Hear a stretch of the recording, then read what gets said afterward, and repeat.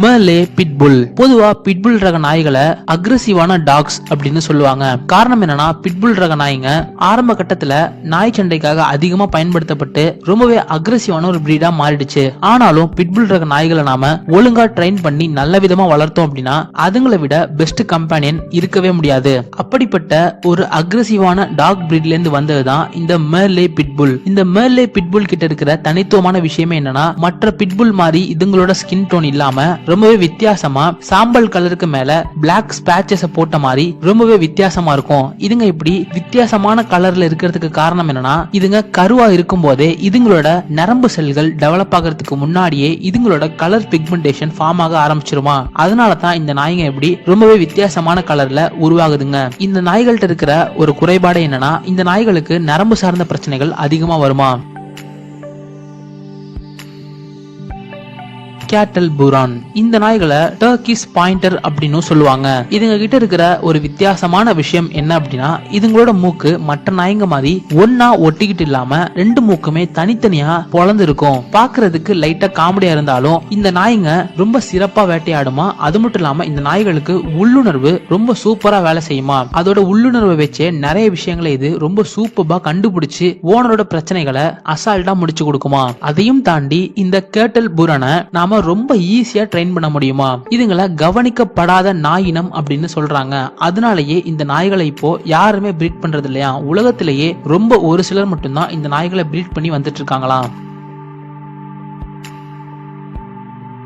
Mexican hairless dog. இந்த நாய்களோட உண்மையான பேரு ஜோலோ இட்ஸ்குயின்ட்லி. இந்த நாய்ங்க ரொம்ப ரொம்ப பழமையான நாய்ங்க. அப்புறம் இந்த பூமியிலேயே இதுங்க தான் இப்போதைக்கு ரேரான டாக்ஸ் அப்படின்னு சொல்றாங்க. இந்த நாய்களை 3ஆம் நூற்றாண்டு அப்படி இல்லைன்னா 5ஆம் நூற்றாண்டுல உருவாக்கி இருக்கலாம் அப்படின்னு நம்பப்படுது. அன்றைய காலகட்டத்துல இந்த நாய்களை பூமியில வாழக்கூடிய கடவுள் அப்படின்னு சொல்லி நிறைய பேர் இதுங்களை வழிபட்டு வந்திருக்காங்க.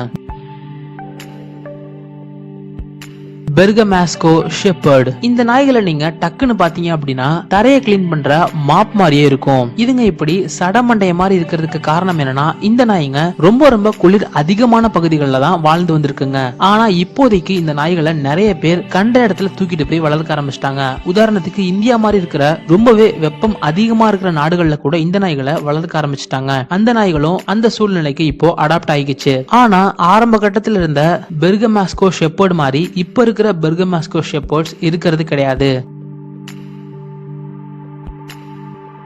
Tibetan mastiff. இந்த நாய்களை ரொம்ப ரொம்ப பழமையான நாய்கள் அப்படின்னு சொல்றாங்க. இதுங்களை 3ஆம் நூற்றாண்டோட தொடக்கத்துல உருவாக்கி இருக்கலாம் அப்படின்னு நம்பப்படுது. இந்த நாய்களை மாங்க்ஸ் தான் வளர்த்து வந்திருக்காங்க. எதுக்காக அப்படின்னா, ஹிமாலயஸ்ல அவங்களுக்கு பாதுகாப்பு தரக்கூடிய ஒரே விஷயம் இந்த திபெத்தியன் மாஸ்டிஃப் தானா. இந்த நாய்ங்க 60 கிலோல இருந்து 80 கிலோ வரைக்கும் வெயிட் போடும். உயரம் வந்து 2 இருந்து 2 அடி வரைக்கும் வளரும். இதுங்க பாக்குறதுக்கு கிட்டத்தட்ட ஒரு குட்டி சிங்கம் மாதிரியே இருக்குங்க. இதுங்க ரொம்ப ரொம்ப ரேர் அப்படின்றதாலேயே இந்த நாய்களுக்கு இப்போ கோடிக்கணக்கில் விலை வச்சு விற்கப்படுது. தாய் ரிட்ஜ்பேக். இந்த நாய்களை டிங்கோ அப்படின்ற காட்டு நாய்களுடைய தூரத்து சொந்தம் அப்படின்னு சொல்றாங்க. காரணம் என்னன்னா, இந்த நாய்களுடைய மரபணு அந்த டிங்கோ நாய்களுடைய மரபணுக்கு ரொம்ப பக்கத்துல இருக்கான். இந்த நாய்களை கடந்த 1993 தான் கேனியன் கிளப்ல ரெஜிஸ்டர் பண்ணிருக்காங்க. இதுங்களை ஆரம்ப கட்டத்துல தாய்லாந்து, கம்போடியா மாதிரியான நாடுகள்ல டிரான்ஸ்போர்டேஷனுக்காக பயன்படுத்தி இருக்காங்க.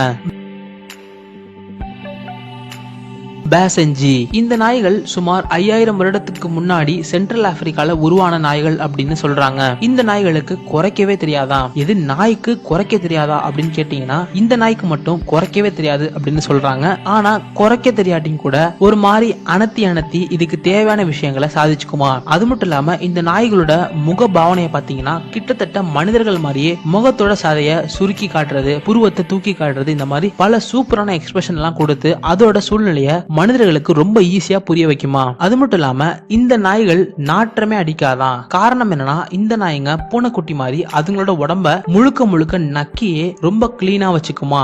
ஏன் இந்த நாயை குளிக்க கூட வைக்க தேவையில்லையா, அந்த அளவுக்கு எப்போதுமே கிளீனா இருக்குமா. இந்த நாய்ங்க மற்ற நாய்ங்க மாதிரி பிளு பிளுன்னு நிறைய குட்டிய போடாம வெறும் 4ல இருந்து 5 குட்டி தான் போடுமா. அதனாலேயே இந்த நாயினம் இன்னைக்கு ரேரான நாயினமா இருக்கிறதுக்கு வாய்ப்புகள் அதிகமா இருக்கிறதாக சொல்றாங்க. ஆசாவாக். இந்த நாய்ங்க பாக்குறதுக்கு ரொம்ப ரொம்ப ஒல்லியா ஒல்லி பிச்சா மாதிரி இருக்குங்க. இந்த நாய்களை நம்ம தமிழ்நாட்டு நாயினமான கன்னி நாயுடைய வழித்தோன்றலில் வந்த நாய் அப்படின்னு நம்பப்படுது. இந்த நாய்களை மாலி கண்ட்ரில வளர்த்து வந்திருக்காங்க. ஆனா இப்போ இந்த நாய்களை பாலைவன பகுதிகளில் அதிகமா வளர்த்து வராங்களாம். காரணம் என்னன்னா இந்த ஆசாவாக் நாய்ங்க எவ்வளவு ஹீட்டா இருந்தாலும் தாங்கிக்கிட்டு உயிர் வாழுமா. அது மட்டும் இல்லாம இதுங்க ரொம்ப வேகமா ஓடக்கூடியதுங்க. இரையை குறி வச்சிருச்சு அப்படின்னா எவ்வளவு தூரம் இரை ஓடினாலும் இது மனம் தளராம நெவர் கிவ் அப்னு பாட்டை போட்டுக்கிட்டு விரட்டி அதுங்களை பிடிச்சிட்டு தான் இதுங்க ஓடுறதே நிப்பாட்டுமா. நீங்க சொல்லுங்க, இந்த ஆசாவாக் நாய்ங்க நம்ம தமிழ்நாட்டில் இருக்கக்கூடிய கன்னி நாயுடைய வழித்தோன்றலின் கீழே வந்த நாயா இல்லையா அப்படின்ற உங்களுடைய கருத்தை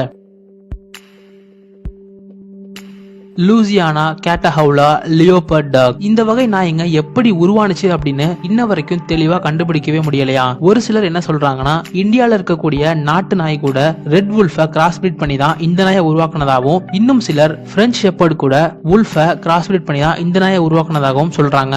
ஏன் அப்படின்னா இந்த நாயுடைய மரபணுல ஓநாயுடைய ரத்த அணுக்கள் அப்படியே ஒத்து போற மாதிரி இருக்கான். இந்த நாய்களை அமெரிக்கால 1979 லூசியானாவில் இருக்கக்கூடிய ஒரு இடத்துல ரீக்ரியேட் பண்ணிருக்காங்க. அதனாலேயே இந்த நாய்களை லூசியானா கேட்டஹவுலா லியோபர்ட் டாக் அப்படின்னு சொல்றாங்க.